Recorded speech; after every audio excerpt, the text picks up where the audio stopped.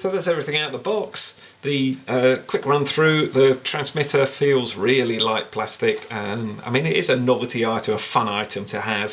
One thing I'm quite interested in is after you've done the Halloween thing, just take the skull off, get rid of all these paraphernalia basically, and then you've got a nice skeletal quad to fly. No pun intended. Yes, there was actually, yeah, you got a skeletal, which I think could actually be really good fun. So quite looking forward to doing that at the end of the review, perhaps, or on another video. So transmitter, very much a toy grade one, but like I say, it is a novelty item. You've got a couple of spare gears, and the props aren't assembled, and the props are really flexible. They are not going to damage anything, I would hope. And it's very simple assembly. Just literally, I'll just show you here. Literally, just take this screw out. You've got the Phillips screwdriver to do it with. Make sure you line the holes up, and slide the prop over the shaft back in there, and they'll line up. Put the screw in, and that's it. That's all you have to do. You just got the 4 to pop on, and then she's good to fly after you've charged the battery. The battery's 850 milliamp 2-cell, and you've got a USB charger, which is a balanced charger, so should look after the battery quite well. And this charges at 800 milliamp hours, so I would have thought about an hour to get it charged, which is pretty good actually on a quad this size. You've got some spare screws, just in case you lose the screws or damage the screws. Okay, got the battery on charge, and while we do that, usually have a look through the instructions. You've got two here. You've got a little leaflet which tells you about putting the props on, which I just explained, and the props are clearly marked with A and B on them. It's in sort of on the upside, the underside, sorry, there's B and A, so just be careful you do put them around the right way, and they're marked on the black ones as well. So it's in Chinese and English, which I always find a little bit more difficult to read through, but the instructions aren't too bad. And then we go on to the main body instructions, and again Chinese and English, so a little bit more confusing with the call outs and everything. The translation isn't brilliant. I've seen worse, but I've seen a lot better as well, and it runs through basically all the things you'd expect with a normal quad sort of thing, but they have actually done it specifically to this one, because they've got this, you know, the sort of skull thing and the ghost effect look as well. It runs through all your different things that you'd need to know if you're new to quads and everything, and there's only a couple of buttons that you need to use on the actual transmitter itself, and I'll show them in a second. Quick run through the transmitter, and first of all try and make sure that your throttle is down in the off position basically. It's a mode 2 flight controller, so basically this is your throttle, pitch forward and back, your roll, and then your yaw obviously is right and left, and as far as I can see you can't change it to mode 1. Just turn on the quad, turn on the transmitter, and it auto binds. There's no quad turned on, but basically it would automatically bind, and then obviously the throttle's live, so that's what I'm saying, make sure it's down. It won't actually fire up if it binds with the throttle anywhere, you know, if the throttle's on at all it won't make any difference, and it will only start to fly when you pull it back down, then go up again, so quite a good little safety feature there. This and these two are your trims for any drift, and there's loads of videos out there on YouTube for how to set trims and why you would do it. These buttons are totally dead, they do nothing at all. This button down here will click, but it does nothing. Next button up is your return to home. You simply press that and you get that really loud beep, and then just press it again to cancel, or if it's flying back towards you, all you have to do is use the direction stick here, and then that would cancel it out anyway. It will just come to a normal hover.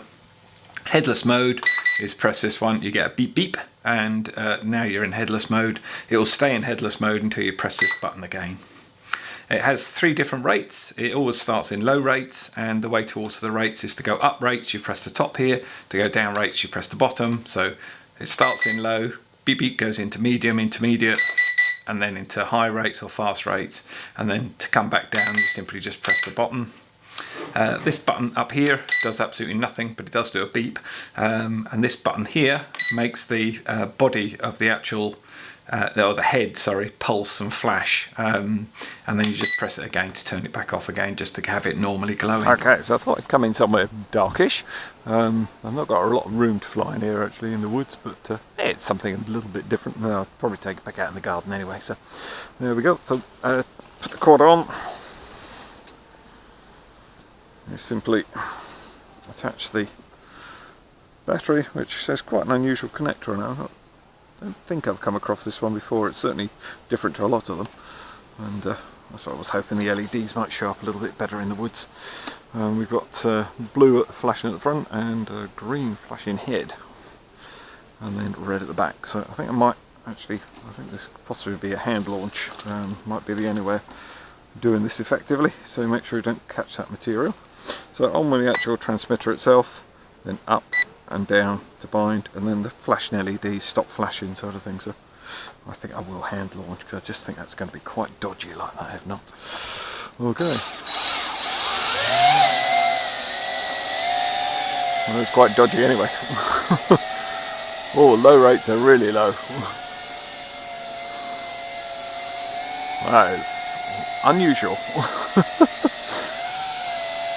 Somebody in office somewhere thought this was really a cool thing to do. So I'm going to try and up the rate.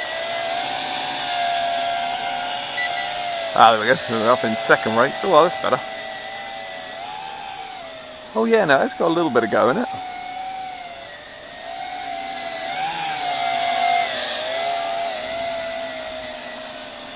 I'm having a job to see where the actual trees are and everything in here. Well, I can see where the trees are, it's where the branches are. Well, it recovers alright as well, so can't knock that, I mean. And then let's try and get it up into high rates. There we go, high rates.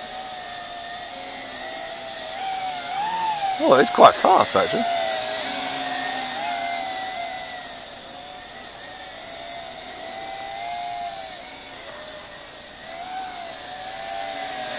Yeah, that's not on full pitch either, so...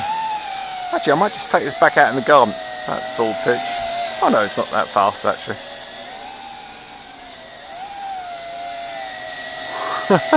Well, it's different. Let's take it out in the garden. Oh great, nice little challenge to get through there.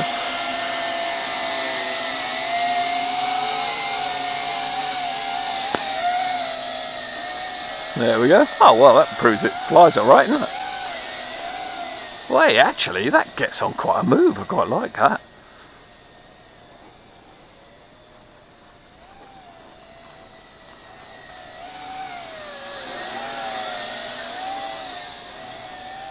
Yeah, it's quite, well, good, I would say.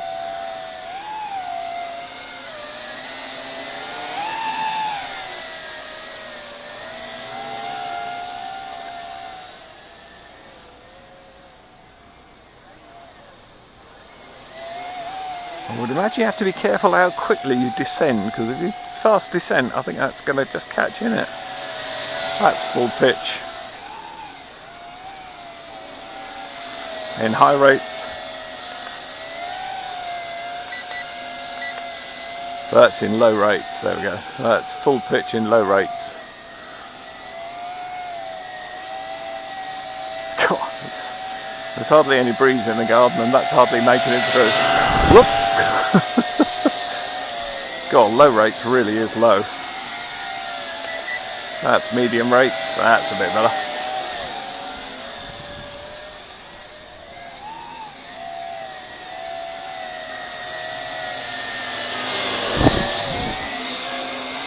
I think high rates is far more fun.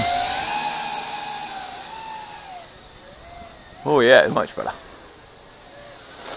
Whoa, there we go. Ah, yeah, like I was saying, fast descent, that's going to catch in the back. So that's a good thing to learn.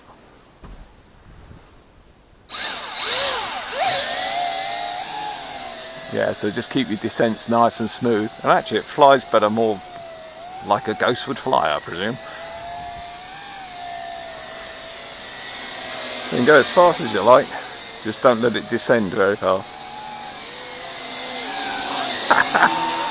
That is quite good. Well, sort of fun. Okay, it's got headless mode. I don't know which direction. Oh, there we go. Oh, it's pretty good actually. Well, it's really demented. And we turn that back off. And it's got a return to home, which will be, I'm not too sure where it will be actually, because I started off in the woods, but let's just see whether it works. Yep, it works. And it's going totally the wrong direction. Let's just try that again. There we go. And you can either use the lever to cancel that or just press the return to home cancel button again. It does fly nicer though, I must admit. It's a nice little flyer. So I think that might be a good idea. Pick it up as a bargain after. Yay, we did do it! Way! You need a big field to actually get it to flip. Gee whiz, I don't think that was going to come back. Yeah, just shows it does recover too. Yeah, no wonder it's looking ghostly.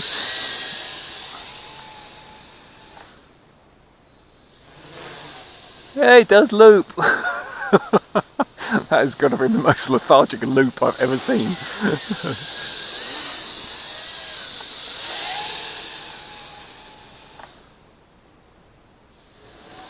Yeah, it does do it though. So yes, we can even flip the ghost one. Aren't these fun?